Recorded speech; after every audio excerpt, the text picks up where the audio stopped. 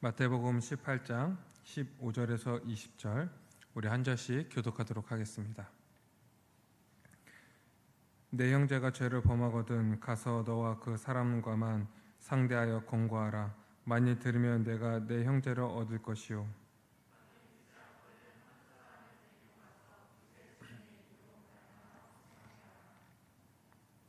만일 그들의 말도 듣지 않거든 교회의 말하고 교회의 말도 듣지 않거든 이방인과 세례와 같이 여기라.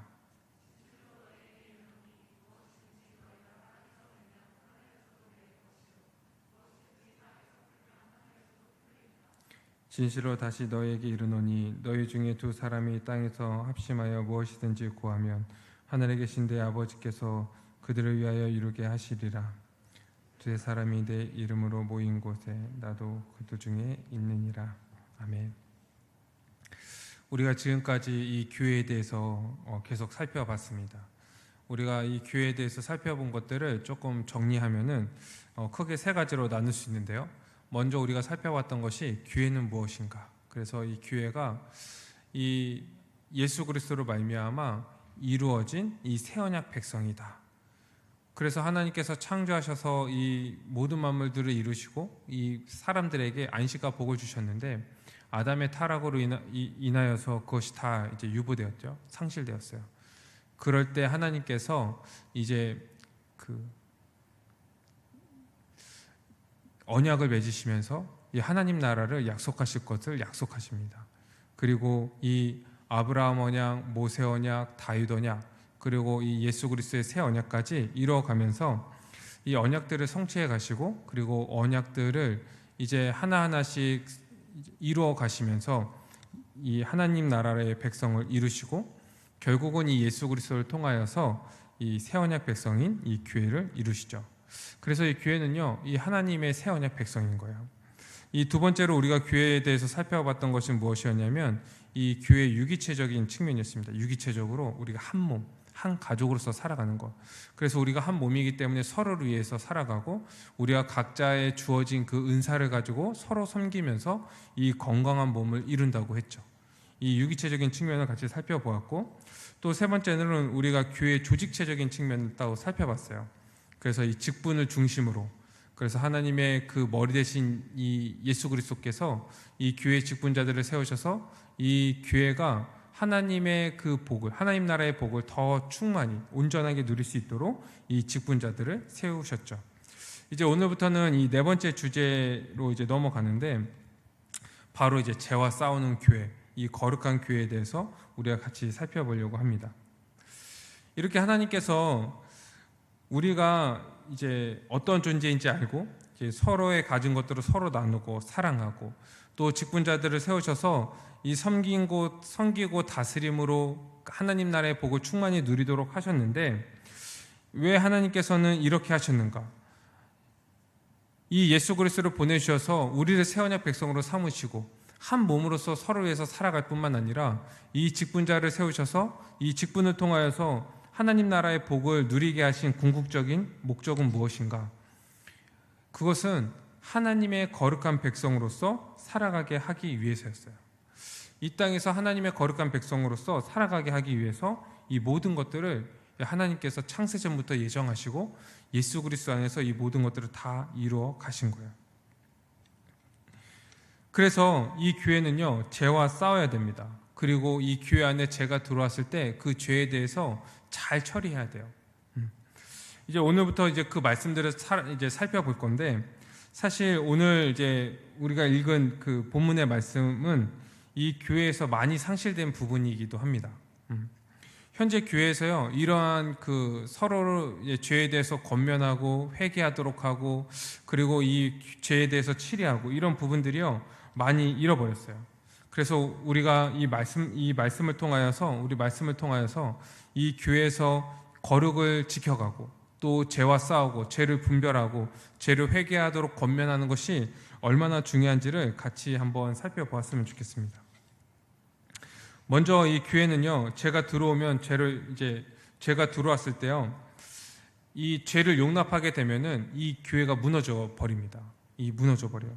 그렇기 때문에 이 교회는요, 모든 성도들은 모든 힘을 다해서 이제 죄와 싸워야 하는 거예요. 흔히들 우리가 교회라고 하면은 뭐라고 얘기하냐면, 교회가 사랑으로 해야지, 교회가 용서해야지, 교회가 사랑이 없어, 주님께서도 우리를 용서하셨는데 왜 용서를 안 해? 마음을 넓게 가져봐. 뭐 이런 얘기들을 하는 거예요. 이런 얘기하면서 이 사랑과 용납, 용서 이런 것들을 얘기하는데, 이 성경에서는요, 이 사랑과 용서와 용납에 대해서 얘기하는데, 이거는요, 죄의 문제에 대해서 얘기하는 게 아닌 거예요. 죄에 대해서 회개하지 않는 자들에 대해서 이렇게 하라, 이렇게 얘기하지 않는다는 거예요. 이건 다른 차원의 문제입니다. 성경에서 뭐라고 얘기했냐면, 이 교회 안에 죄가 들어오면요, 죄에 대해서 엄격하게 다루라고 얘기해요. 죄와 싸워라, 죄를 잘라내라, 죄를 대적하라, 이렇게 얘기하는 거예요.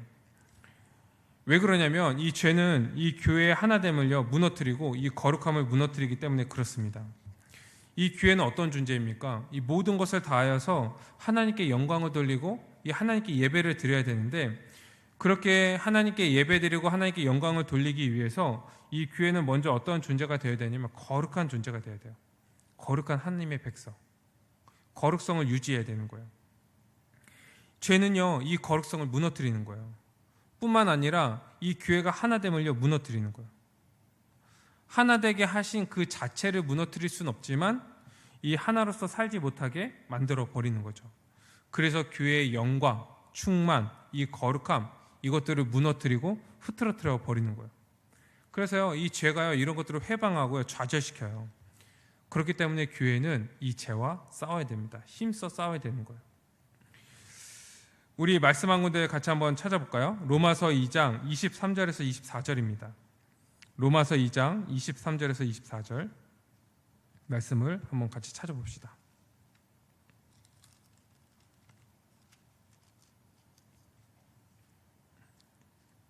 로마서 2장 23절 24절입니다. 같이 한번 읽어볼까요? 2장 23절 24절 시작.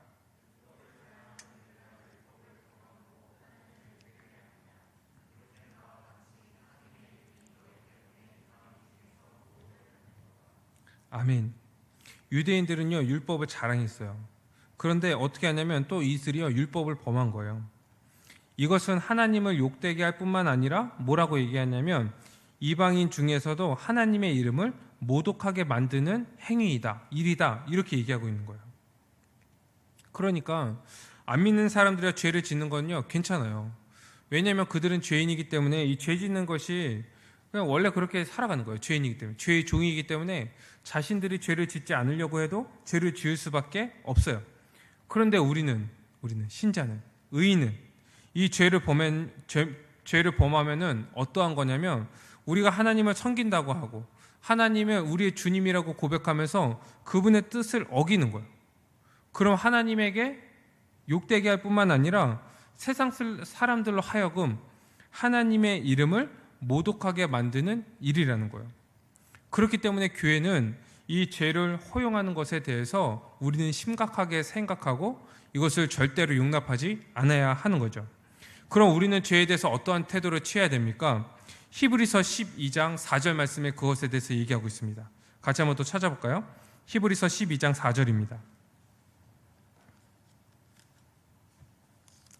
히브리서 12장 4절입니다.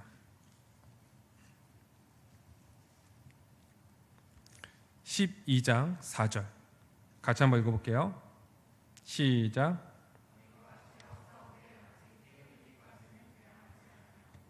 아멘.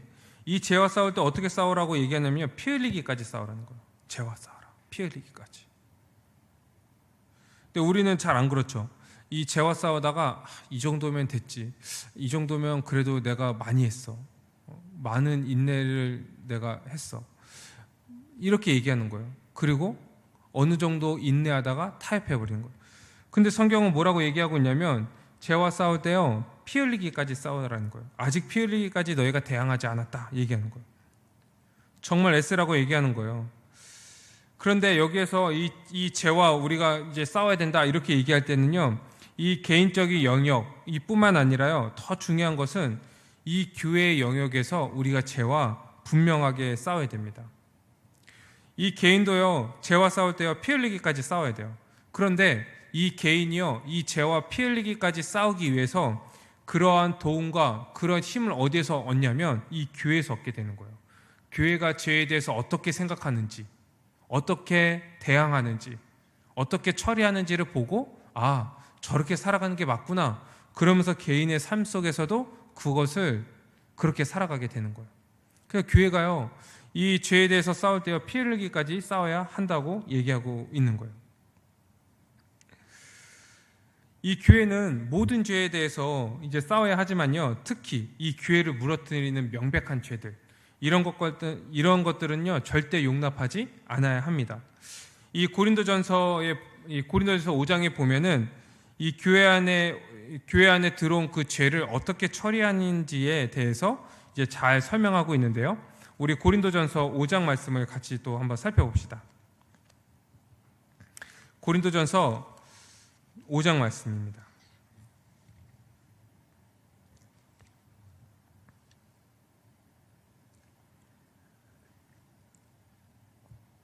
우리 1절에서 13절 말씀까지 쭉 같이 살펴볼 건데 읽지는 않을 거예요.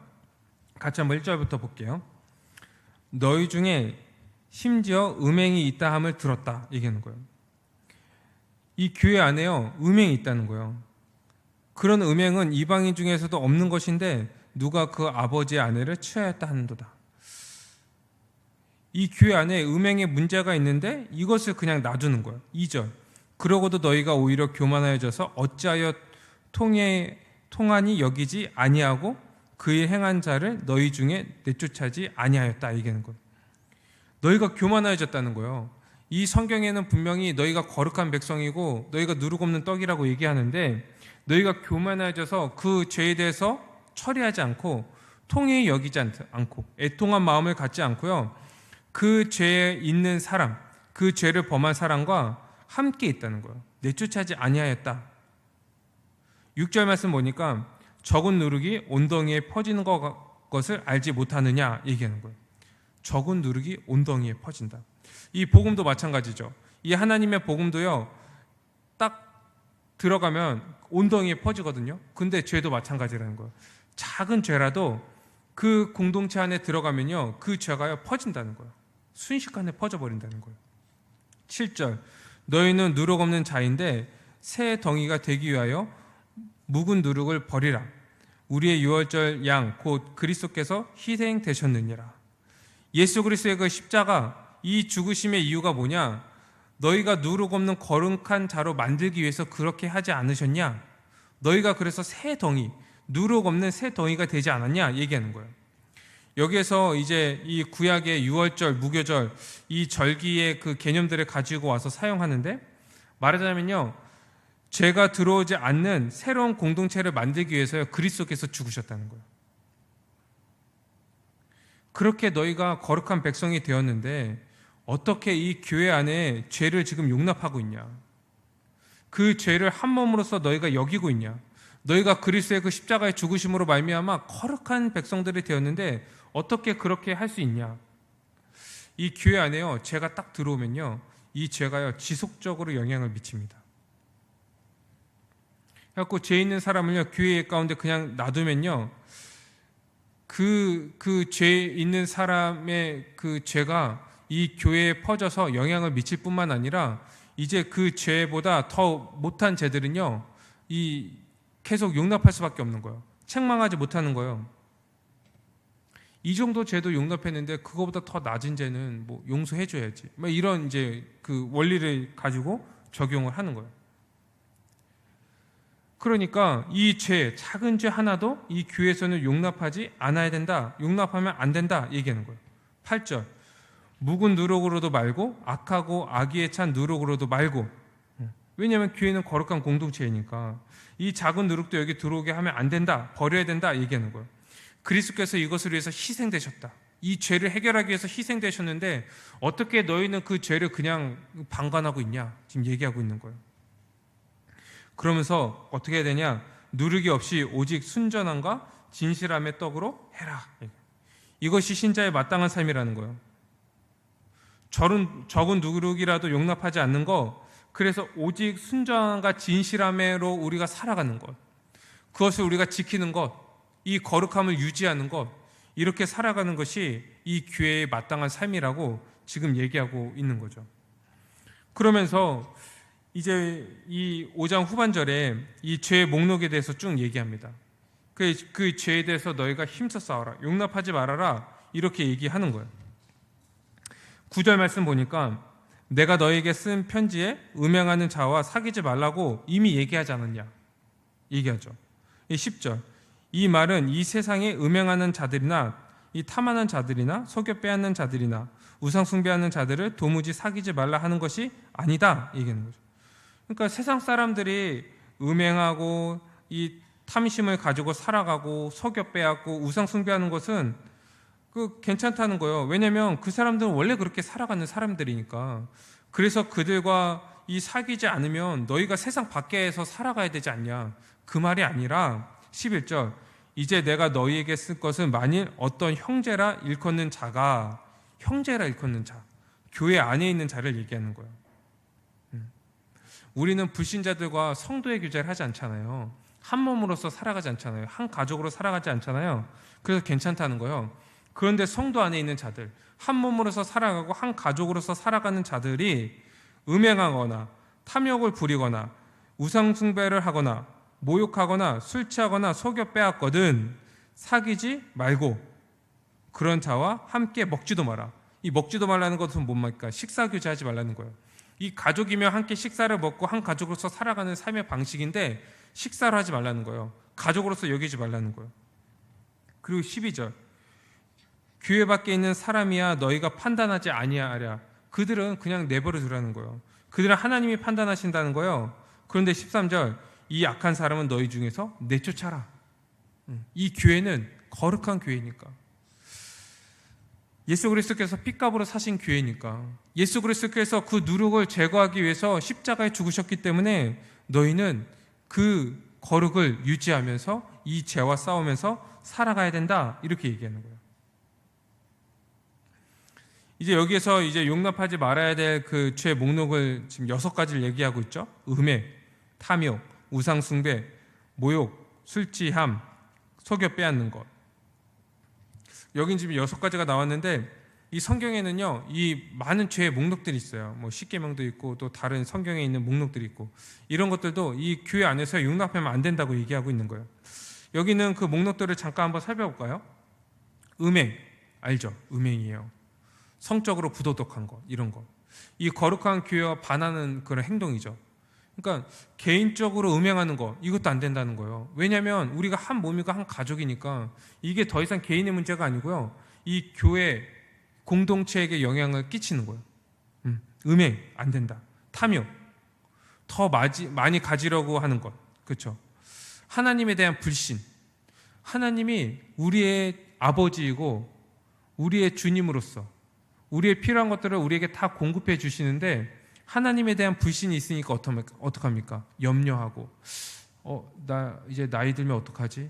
이제 내 노후를 준비해야 되지 않나? 내가 몇 년 후에 뭐 이제 어떻게 살지? 불신을 갖는 거예요. 그러니까 어떡합니까? 탐욕을 갖죠. 더 모으고 더 챙기고, 지금 이제 목표한 것을 딱 얻었는데 아니야, 이것으로는 부족한 것 같아. 저 사람은 더 모았던데. 그러면서 그 하나님에 대한 불신으로서 더 탐욕을 부리면서 살아가는 거예요. 돈을 자랑하고, 그렇게 돈을 모은 그 탐욕으로서 그렇게 쌓아왔던 자기를 자랑하는 것, 이게 이제 탐욕이죠. 이제 우리는 돈의 집에서 벗어나 하나님을 의지하면서 살아가는 존재인데, 그래서 자기를 내어주면서 살아가는 그런 존재인데요, 이 탐욕은요 그것과 반하는 행동인 거예요. 그래서 안 된다, 교회에서 안 된다 얘기하는 거예요. 다음에 우상숭배죠. 이 하나님 대신 자신 그리고 돈을요 그 자리에 올려놓는 거예요. 하나님 자리에요 다른 것들을 올려놓는 거예요. 더 그것들을 중요하게 여기고 그것을 섬기는 거예요. 이게 우상숭배죠. 이게 하나님에 대한 가장 큰 죄입니다. 하나님의 자리에 다른 것들을 올려놓은 것, 자기가 주인으로서 살아가는 것, 자기를 올려놓거나 돈을 올려놓거나, 내 삶의 목적은 돈이야, 내 삶의 목적은 명예야, 내 삶의 목적은 화장실 3개 있는 집이야, 뭐 이런 거. 아이고 어떻게 하나님 그 자리에 그 화장실 3개 있는 집을 올려놓습니까? 이렇게 살아가는 거야. 이렇게 우상 숭배. 이것은 하나님의 모든 만물의 주님이시고 다스리시는 분이라는 것을 부정하고, 이제 우리는 이 머리 대신 예수 그리스도께 순종하면서 살아가야 되는데 그러한 삶을요 부정하는 그런 행동인 거예요. 우상 숭배. 세 번째는 모욕입니다. 이 지체들에게 그 짓는 죄인 거죠. 헌담하고 비난하고 의도적으로 악하게 이제 말하고 이런 것들. 특별히 이제 지도자에 대한 것들, 불순종하고 반항하는 것, 모욕하는 것. 이 지체들 안에서 지는 그런 죄들을 얘기합니다. 우리가 이런 것들요 그냥 흔하게 너무 짓는 거예요. 그 일상 대화하면서 아유 걔는 뭐 이러면서 그냥 짓는 거예요. 이런 것들. 비난하는 것, 의도적으로 악의를 가지고 얘기하는 것들. 이런 것들을 한몸됨, 예수 그리스도로 말미암아 우리가 하나 되었고 성령의 하나 되심, 그러한 존재인데 이것을요 우리가 다 틀어버리는 거, 반하는 그런 행동인 거예요. 무슨 죄입니까? 성령을 회방하는 죄인 거예요. 성령이 하나 되시는 것을 깨트려버리는 죄인 거예요. 모욕, 술 취함은 그냥 우리 지난 시간에도 우리 얘기했지만 그냥 술 먹는 것, 이거 자체를 얘기하는 것이 아니라 방탄한 삶의 전형이라고 얘기했죠. 자기 자신을 사랑하고 자기를 위해서 살아가는 것, 쾌락을 위해서 살아가는 것, 세상적인 쾌락을 추구하는 것, 그런 것들을 위해서 낭비하는 것, 돈뿐만 아니라 자기의 열정, 그리고 자기의 시간, 하나님이 주신 그런 자원들을 낭비하는 것, 이런 것들이 다 술 취함에 들어가는 거예요. 방탄한 삶이 다 여기 들어가는 거예요. 다 여기 들어가는 거예요. 그런데 이런 삶은 뭡니까? 우리가 교회적인 삶, 남을 위해서 살아가고 남에게 헌신하고 이렇게 우리가 봉사하면서 살아가야 되는데 자기 자신을 위해서 허랑방탕하게 사는 거니까 이 교회적인 삶에 반하는 그런 행동인 거예요. 속여 빼앗는 것, 자기의 탐욕을 위해서 속여서 빼앗는 것, 폭력을 행사하는 것, 갈취하는 것, 불법을 행하는 것, 편법을 행하는 것, 다 여기 들어가는 것. 속여 빼앗는 것. 우리가 이 또 지체에 대한 그런 이제 모습들도 있는 것, 지체에 대해서 이제 속여 빼앗는 것, 이런 것들도 있는 거죠. 그래서 우리가 서로 한 몸으로서 서로의 유익을 위해서 살아가야 하는데 그러한 그 교회적인 삶에 또 반하는 행동인 거예요. 이런 죄를 범하는 사람들은 어떻게 하라고 얘기합니까? 11절에 함께 먹지도 말아라, 어울리지 말아라, 이렇게 하는 거예요. 그리고 심지어 13절에요 이런 자들이 있으면 교회에서 내쫓으라는 거예요. 한번 제주다고 내쫓으라는 얘기가 아닌 거예요. 이제 권면하고 회개하면요 받아들이는 거예요. 어떤 죄라도요 회개하면 받아들여야 돼요. 왜요? 이제 한 몸이기 때문에. 그리고 우리가 이 그리스도의 그 용서 가운데 있는 자들이 있기 때문에요 어떤 죄도 우리가 회개하면요 다 받아들이는 거예요.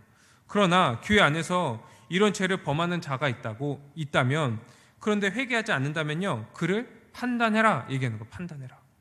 아니 성경에서는 믿음을 판단하지 말라고 얘기하는데요 아니 이게 판단하라고 얘기하잖아요. 판단하라.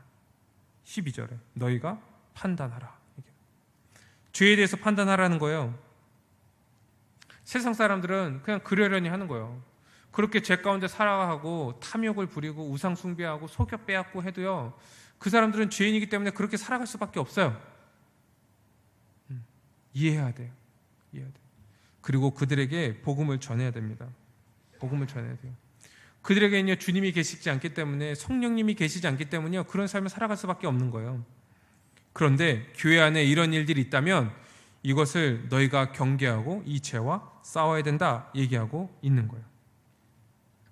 이 모든 성도는요 한 지역교회에서 함께 생활하는 이제 지체들, 이 지체들 안에서 이제 죄를 범하면은 우리가 그 죄에 대해서 이 죄를 중단하게 만들고 회개하게 하도록 권면을 해야 된다고 얘기하는 거예요. 먼저 이 지역교회 안에 이것이 전제되어야 됩니다. 만약에요 이 지역교회 안에 우리가 지금 속해 있지 않으면요 옆에 있는 사람이 죄를 지면 다른 교회 다니는 사람이라고 하면은, 그리고 우리 교회 같이 예배를 드리는데 우리 교회 이렇게 딱 들어와서 이제 같이 한 몸으로서 살아가는 사람이 아니라면요 그냥 이제 권면하고요 그냥 그게 다인 거예요.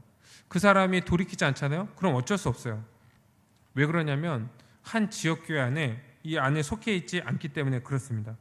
그래서 오늘 이 말씀, 이 성경에 얘기하고 있는 말씀은 한 지역교회 안에 등록된 그 성도들 안에서 너희가 그 안에 죄가 있다면 죄와 싸워야 된다 얘기하는 거예요.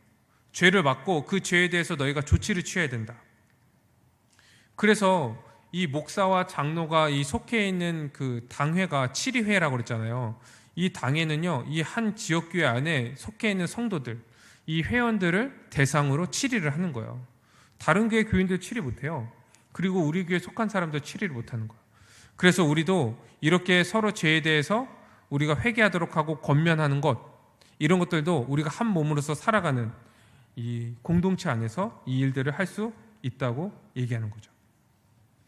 다시 오늘 마태복음 15장 15절에 보면은 뭐라고 얘기하냐면 내 형제가 죄를 범하거든 가서 너와 그 사람과만 상대하여 권고하라. 만일 들으면 내가 내 형제를 얻을 것이요 얘기하는 거예요.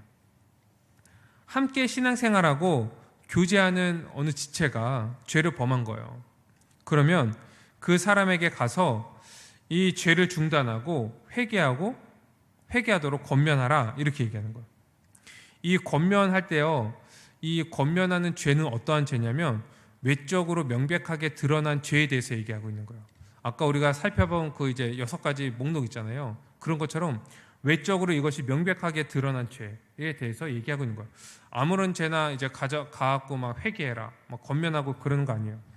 하나님의 말씀, 그리고 교리, 그리고 교회적인 삶, 이 거룩한 삶을 반하는 명백하게 드러나 외적으로 드러나는 그 죄에 대해서 이 교회는 문제로 삼고 그 문제에 대해서 회개하도록 권면해야 하는 거예요. 이런 거요. 뭐 게을러 보인다. 아니면 저 사람은 이제 한 몸으로 살아가는데 마음이 없어 보인다. 이런 것도 있잖아요. 이런 식으로 판단해 갖고 회개하라고 권면할 수 없다는 거예요. 그냥 보이는 거. 그냥 딱 두드러지게 딱 나타나서 외적으로 확 드러난 죄가 아닌데 그냥 그렇게 보이는 그런 죄들은요, 그냥 가서요, 그냥 권면하는 거예요. 너가 마음을 같이 했으면 좋겠다. 너가 좀 이런 일들을 같이 했으면 좋겠다. 이렇게 권면하는 거고, 외적으로 확실히 확 드러나는 죄들, 이러한 죄들에 대해서 이제 회개하도록 권고해라. 이렇게 설명하고 있는 거예요. 그러니까 이렇게 마음의 그런 것들, 이제 보이는 것들, 그렇게 보이더라. 이런 죄들은요, 그냥 한번 얘기하고 그렇게 했으면 좋겠다. 이렇게 권면하고요. 그런데 그것을 거부하면은 그거에 대해서는 어쩔 수 없어요. 그거는 이제 죄라고 규명할 수 없기 때문에 그거는 이제 마음의 문제잖아요. 그래갖고 그것을 위해서 함께 기도하고 저 사람이 참 그 일을 같이 마음으로 했으면 좋겠다. 이러한 것들을 가지고 그 사람을 위해서 기도하는 태도가 필요합니다. 그런데 외적으로 드러나는 죄에 대해서는 회개하도록 권고해라. 이렇게 얘기하는 거예요. 특히 오늘 말씀 보니까 이제 15절 보니까 내 형제가 범죄하거든 이렇게 설명하고 있죠. 내 형제가 범죄하거든. 그런데 이제 다른 이제 사본을 보면요, 뭐라고 얘기하고 있냐면 내게 죄를 범하거든 얘기하는 거예요. 즉 어떤 사람이요 자기에게 죄를 범해서 자기가 해를 입으면 해를 입은 당사자가 해를 가한 그 사람한테 가서 죄를 회개하도록 권면하라는 거예요. 쉽지 않죠? 그렇게 하라는 거예요. 그래서 어떤 성도가 자기에게 죄를 범하면요 가서 얘기하는 거예요. 그거는 죄입니다. 회개해야 돼요.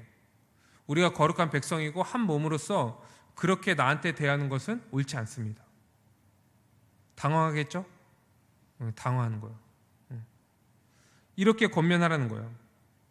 그런데 만일 이 죄를 보고 그리고 해를 입고요 그것을 권고하지 않으면요 그 사람을요 그 죄 상태에 그냥 내버려 둔다는 거예요. 내버려 두는 거예요. 그리고 그 죄를 교회 안에 허용하게 되는 거예요. 그렇기 때문에 어떻게 해야 된다고 얘기합니까? 죄를 가서 권면해라, 회개하도록 권고해라 얘기하고 있는 거예요. 그냥 성경에서는 그러니까 죄에 대해서 권면하지 않으면은 뭐라고 얘기하냐면 너가 그 죄에 동참한 거다. 이렇게까지 설명을 하는 거예요.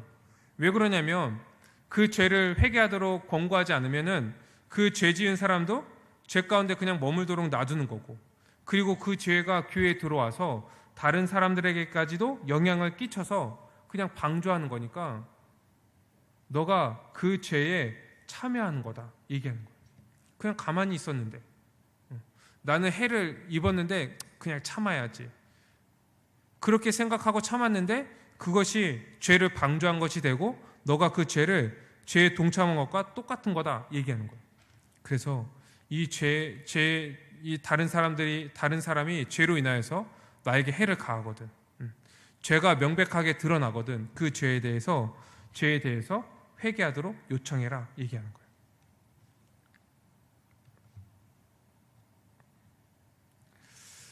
이 사람은 어떤 죄에 대해서 책망하고 그것을 회개하도록 권면하는지 그것을 보고요, 그 교회의 거룩의 수준을 우리가 판단할 수 있어요. 그 교회가 어떠한 죄까지 터치하는가, 어떠한 죄까지 얘기하는가, 어떠한 죄까지 회개하고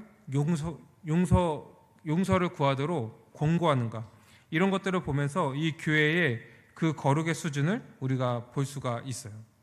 교회는 용납하면 안 되는 거예요. 죄에 대해서 회개하도록 요청하고, 그리고 그 죄가 얼마나 심각한 건지 이 교회에 들어오는 것이 알게 하고, 죄를 지은 사람도 이 경각심을 갖도록 하고, 그리고 이 죄를 이제 해를 받은 사람도 그 회개하도록 권고함으로 인하여서 이 죄가 자기가 이것을 대적하고 이 교회 안에서 최전방에서 그것을 막고 하면서 이 거룩한 교회를요 지키는 거예요.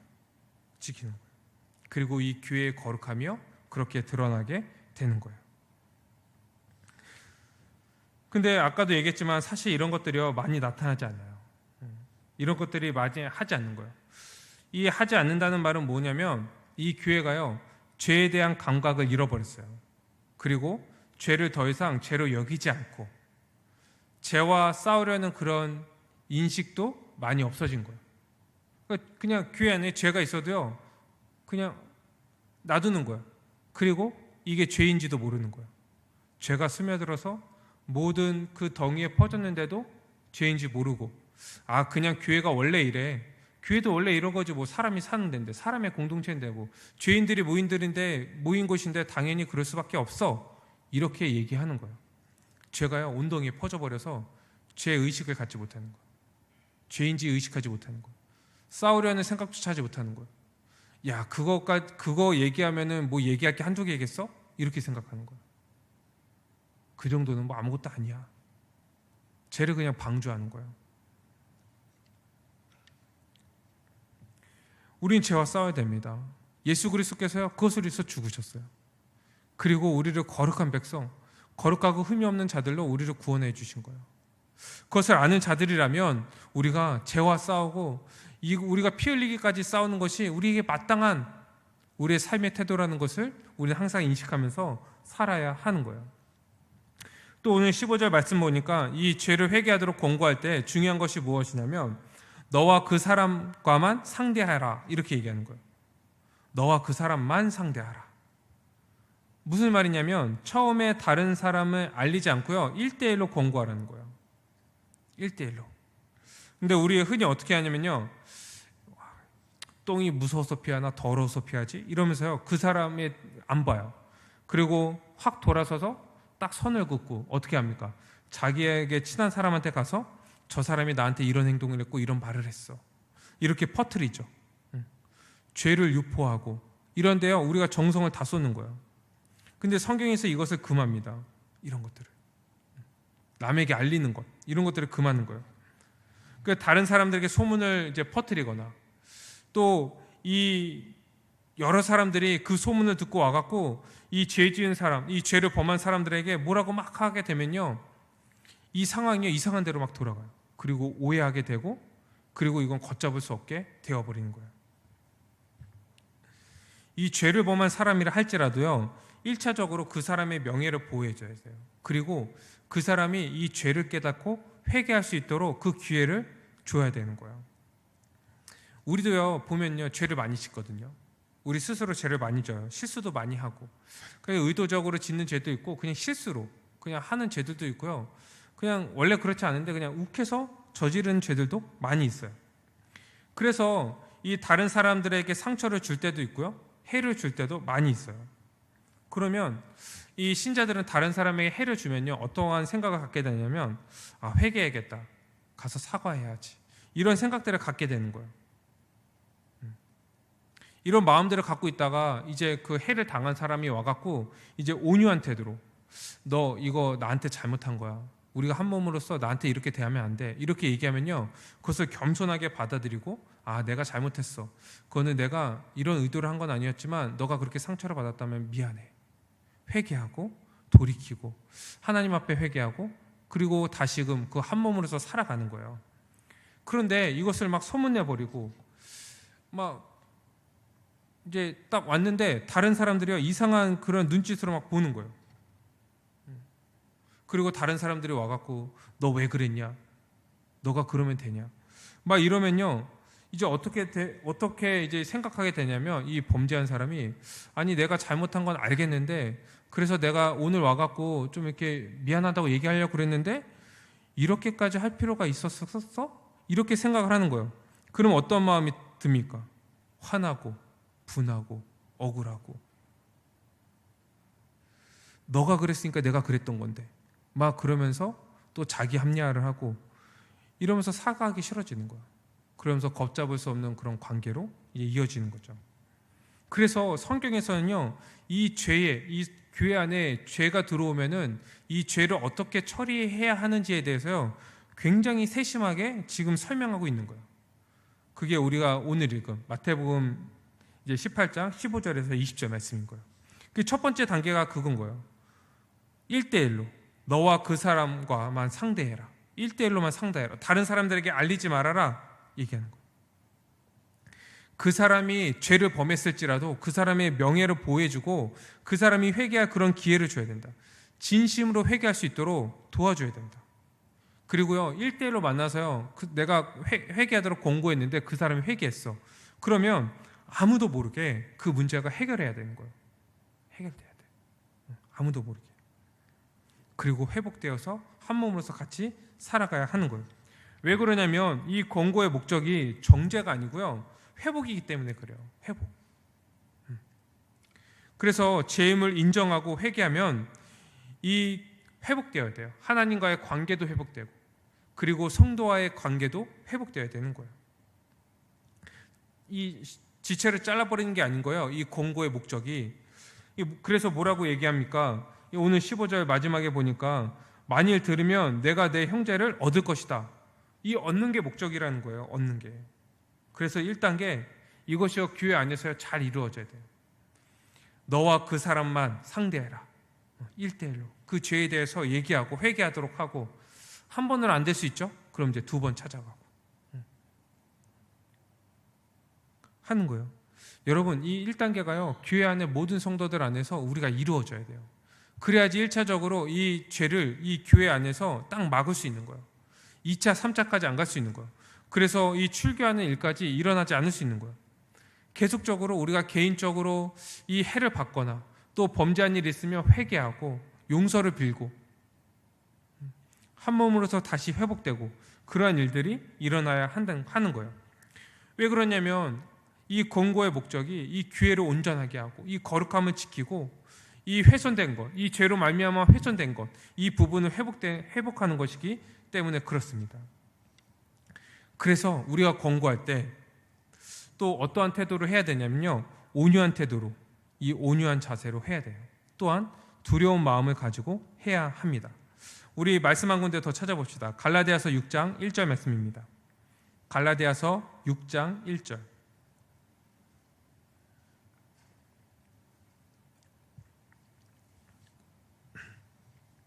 갈라디아서 6장 1절 같이 한번 읽어볼까요? 6장 1절입니다. 갈라디아서 6장 1절.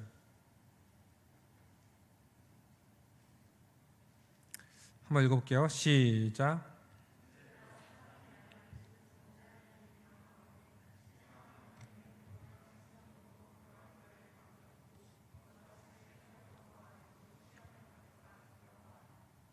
아멘. 어떤 사람이 범죄하거든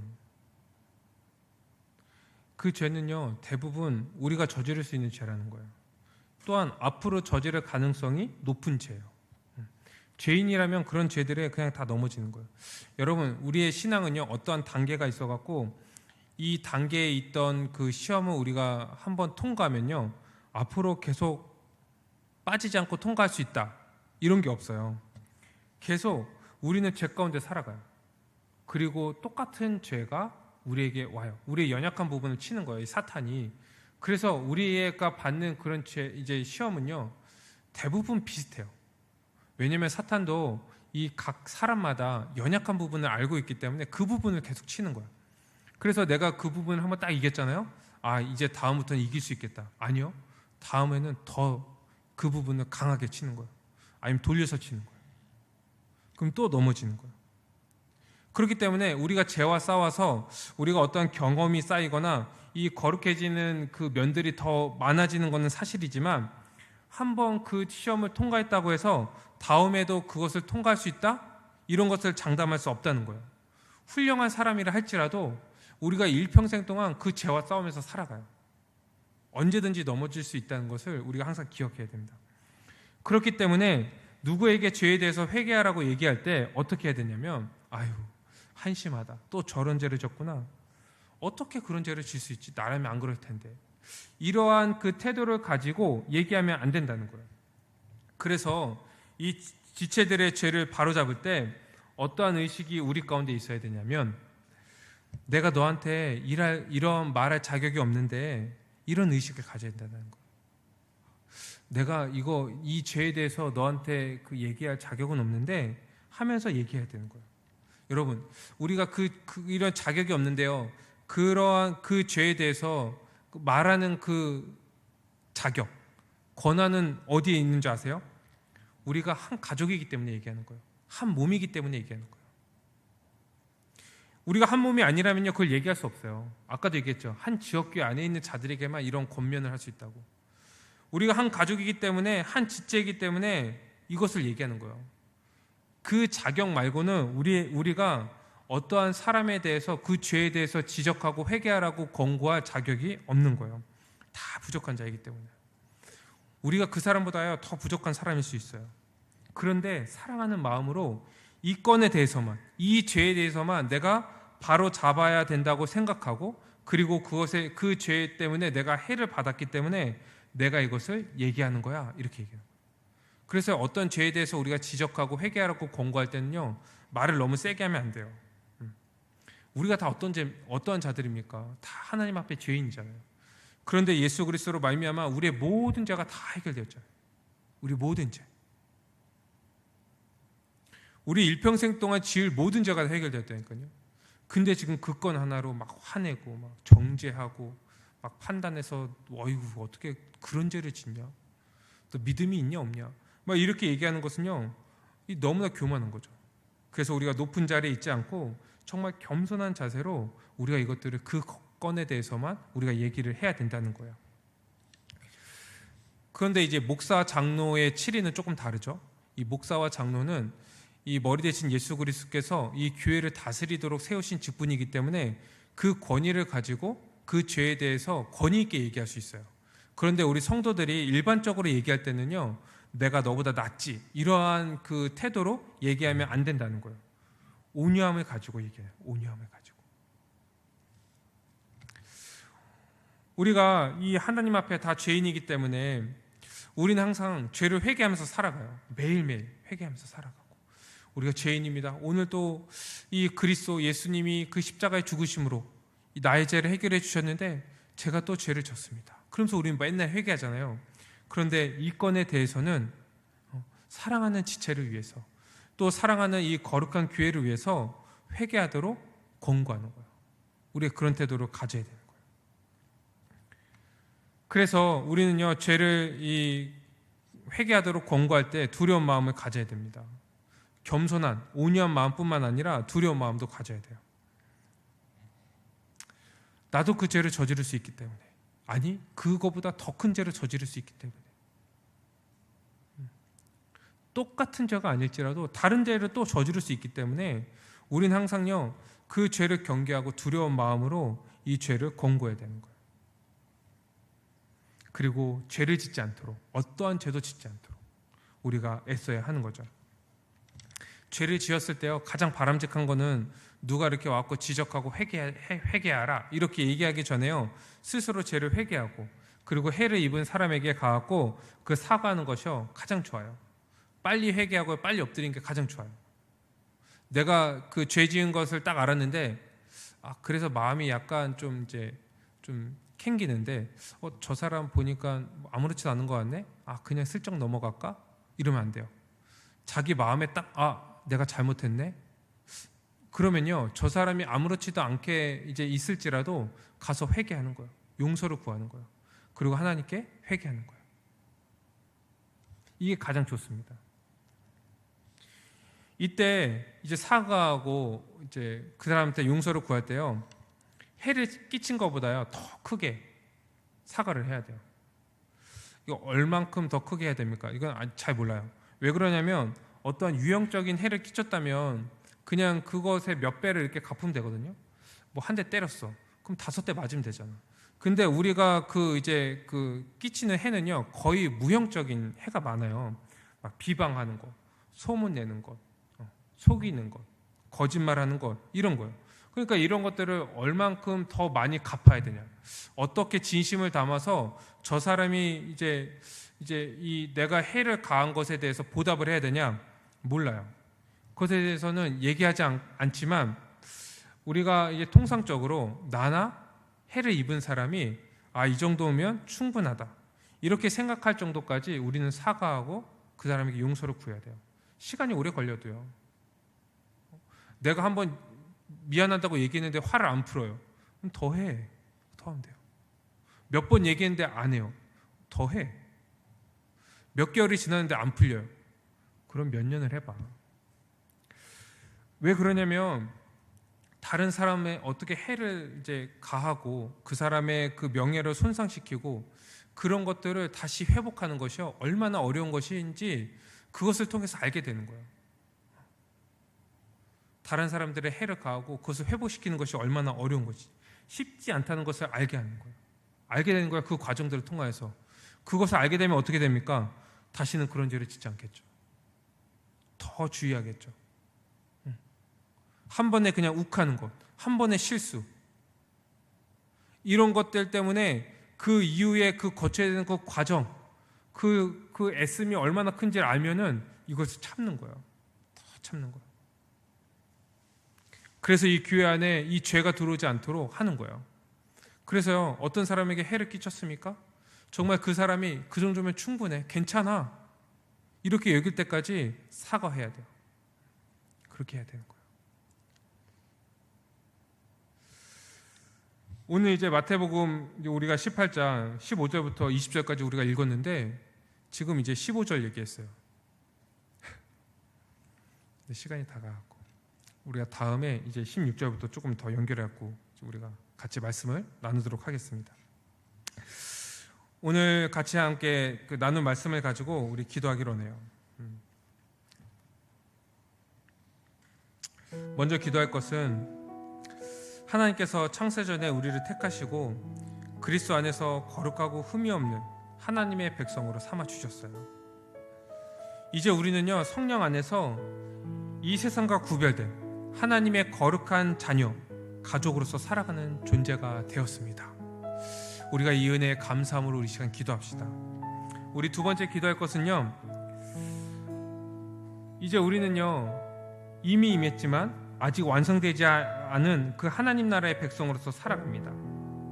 그렇기 때문에 우리는요 우리가 살아가면서 하나님 나라의 복을 누리면서 살아가지만 죄와 계속 싸워야 돼요. 피 흘리기까지 싸워야 돼요. 이것이 이 땅에서 살아가는 하나님 나라의 백성의 삶입니다. 개인적으로나 교회적으로 우리는 죄에 싸워야 됩니다. 우리가 그런 삶을 온전히 살아갈 수 있도록 우리 함께 기도합시다. 우리 세 번째로 기도할 것은, 우리는 가끔 죄의 유혹에 넘어지기도 해요. 싸우다가. 그럴 때 우리는 먼저 해를 입은 사람이 해를 가한 사람을 찾아가서요 1대1로 죄를 회개하도록 또 회복하도록 권고해야 돼요. 그래서 이 교회 안에 이 죄의 작은 누룩이라도요 들어오지 못하도록 해야 됩니다. 교회 전체가 함께 힘써야 돼요. 이 성경의 원리에 따라서 이 거룩한 교회를 우리가 유지하고 죄와 싸우는 공동체가 되게 달라고 우리 함께 기도합시다. 기도드리겠습니다.